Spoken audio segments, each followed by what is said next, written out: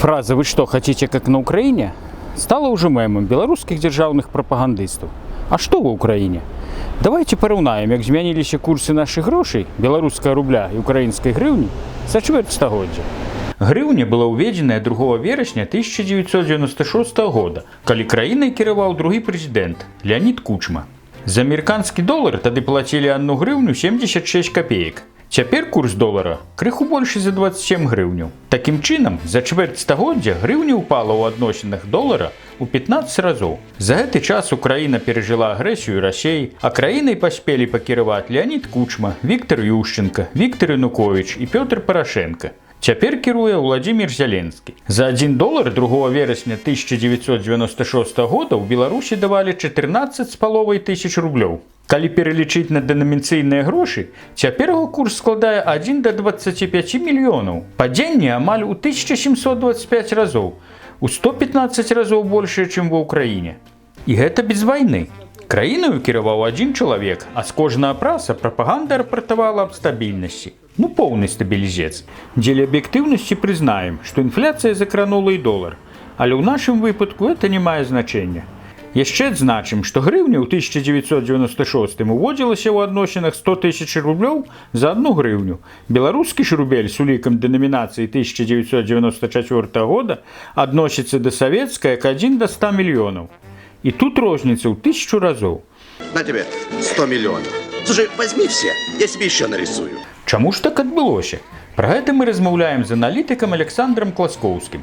Ён падкрэслівае, што украінская эканоміка не самы ўзорны прыклад. У ёй шмат праблемаў, але беларуская, насуперак прапагандысцкім заявам, яшчэ больш праблемная. Праблема галоўная ў тым, што Александр Лукашенко увесь час свайго кіравання ён валюнтарыскім чынам, валюнтарыскімі метадамі спрабуе вырашаць эканамічныя задачы. Лукашенку пашанцавала, пакуль дапамагала Расія.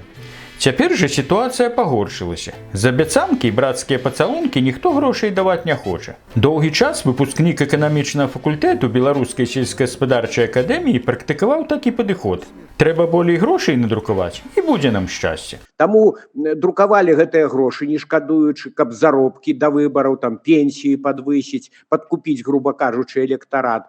Пустыя крэдыты давалі неэфектыўным дзяржаўным прадпрыемствам. Гэтыя грошы праядаліся, пускаліся на вецер, пускаліся на дарагое абсталяванне, якое потым не ведалі, як скарыстаць. Або кан'юнктура рынку змянялася, і гэтая прадукцыя рабілася непатрэбнай.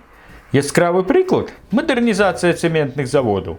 Магутнасці вялікія стварылі, а прадаваць ужо няма каму. І з дрэваапрацоўваннем падобнае было. А на ўсё это патрэбныя былі грошы. Гэта друкаванне пустых грошай бескантрольнае на пасяўную, на падтрымку гэтых гігантаў індустрыі, якія ўжо дыхаюць на ладан.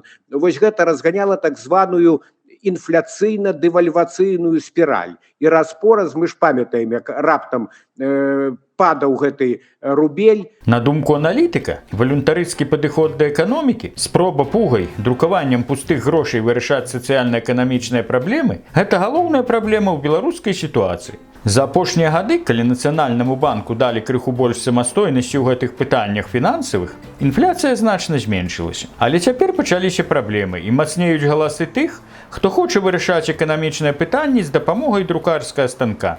Нядаўняя гісторыя нічому не вучыць. Пануе калгасны прынцып. Расія грошай усё адно дасць, а аддаваць іх не нам. Пакуль краіною кіруе Александр Лукашенко, і ён адзін вырашае ўсе праблемы, у тым ліку і колькі грошай надрукаваць, толку не будзе. Рубель будзе абясцэньвацца. Рабіце высновы, беларусы. Зміцер Лупач, Белсат.